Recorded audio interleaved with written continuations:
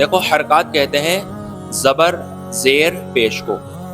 زبر اوپر لگا ہوا ہوتا ہے، ٹھیک ہے، اور زیر نیچے لگا ہوا ہوتا ہے، اور پیش بھی اوپر ہوتا ہے. پیش کی شکل یہ ہوتی ہے، اور زبر اور زیر دونوں ایک جیسے ہوتے ہیں، بس ان دونوں میں صرف فرق اتنا ہے کہ زبر اوپر ہوتا ہے.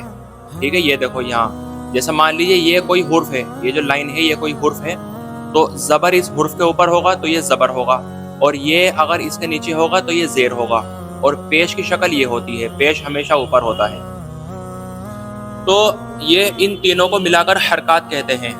ٹھیک ہے، تو اور ان میں سے ایک کو حرکت کہتے ہیں. جیسا آپ نے انگلش میں سنا ہوگا سنگولر اور پلورل. ایک دو یا دو سے زیادہ جو ہوتی ہے وستو اس کو پلورل کہتے ہیں، اور ایک جو ہوتی ہے اس کو سنگولر کہتے ہیں. تو ان تینوں میں سے ایک کو حرکت کہتے ہیں، ٹھیک، اور تینوں کو ملا کر حرکات کہتے ہیں. تو دوستو یہ حرکات ہے، اور یہ ان میں سے کوئی سا بھی نشان یعنی کوئی سی بھی حرکت کسی حرف پر اگر لگ جائے گی تو اس حرف کو کہیں گے متحرک.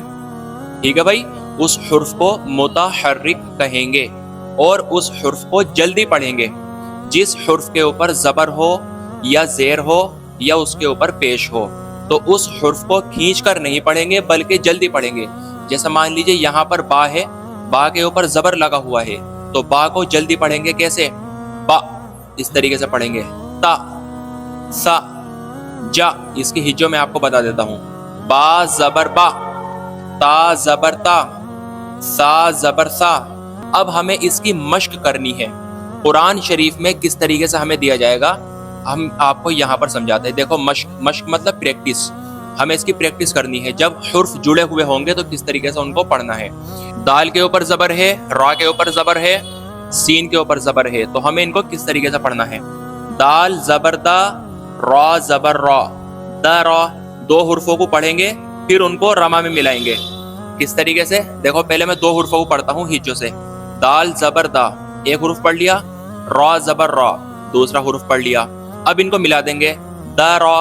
اب تیسرا پڑھیں گے، سین زبر سا، دا را سا، واو زبر وا، دال زبر دا، و دا، عین زبر ع، و دا ع، عین زبر ع، با زبر با، عبا، دال زبر دا، عبادا.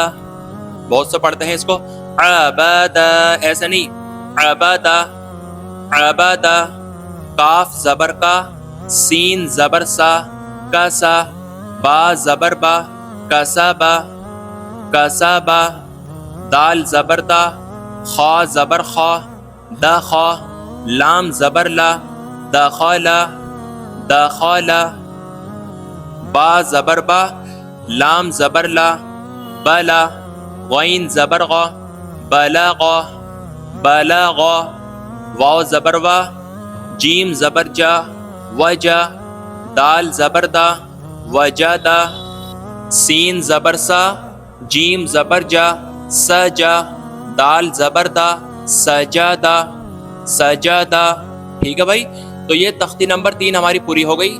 اس میں ہم نے صرف زبر کے بارے میں پڑھا. اب اگلی تختی میں ہم پڑھیں گے زیر کے بارے میں.